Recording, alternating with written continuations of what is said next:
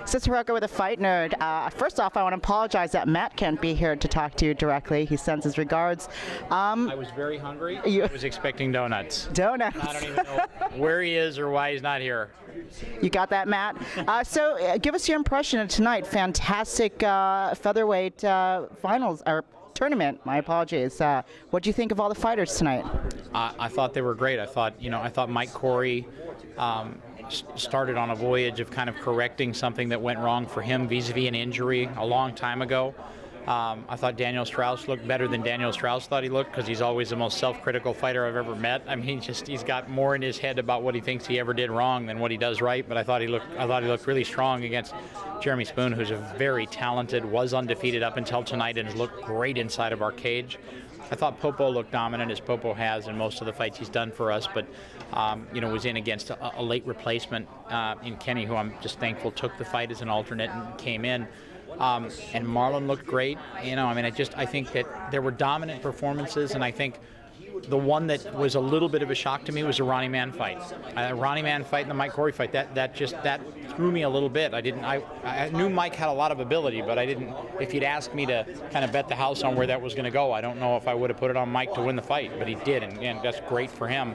And then I thought Pat just put a button on everything. Pat is he's been unbelievable with this organization. We gave a guy a shot who was kind of in that limbo, strange state in his career. He was fighting at 45. He had not a great record, and he's just taken this opportunity by the throat and established himself as one of the best featherweights on the face of the earth. So fantastic.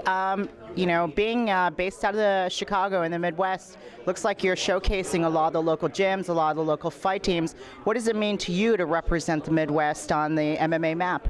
Well, look at what happened tonight. Mike Corey looked great against a top 20 featherweight in Ronnie Man. Josh Shockley beat Shamar Bailey and looks terrific doing it, and is maybe the biggest lightweight I've ever seen in the world. He comes into the cage at like 80 after he weighs in and then rehydrates and eats. He's a monster 55-pounder.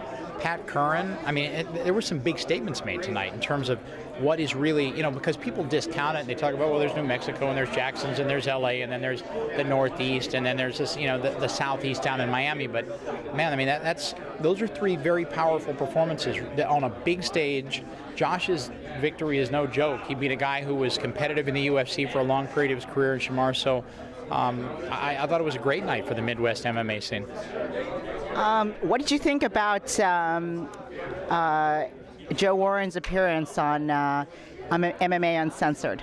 I thought he was great. I love Joe. He's charismatic and funny and witty, and he's just a great dude. I recruited Joe years ago. I watched Joe fight Chase Beebe when Chase was still in the top 10, and he won that fight. And then I watched him beat Kid Yamamoto when Kid was #1 in the world.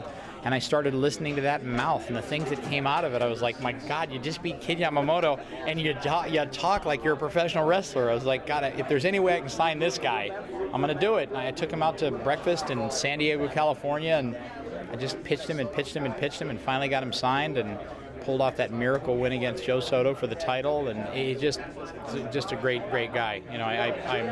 When I leave here, I'm going to go see how he's doing over in the hospital, and I don't know what comes next for him, but whatever it is, he's going to be good at it.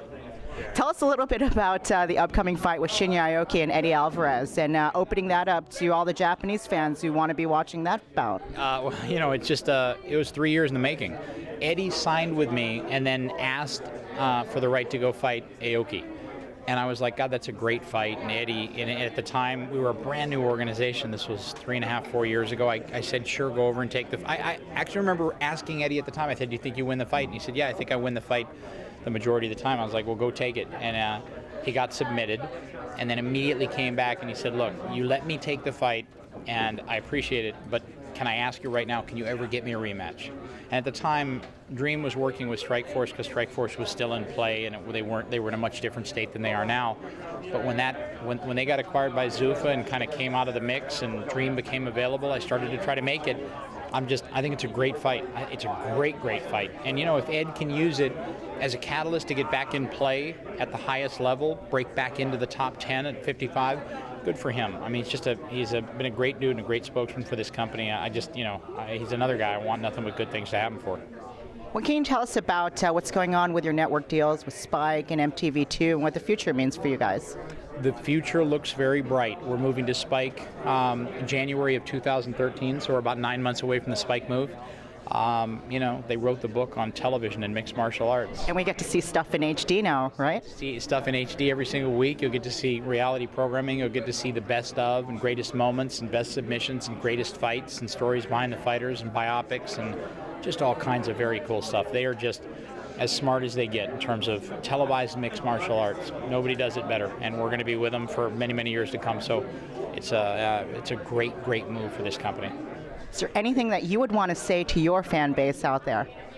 Just keep watching. Just keep watching. Tune in now and tune in for the next few years because it's going to be a great ride. Thank you so much for your time. I think you deserve some rest. And I still have to drive home 35 minutes, so. But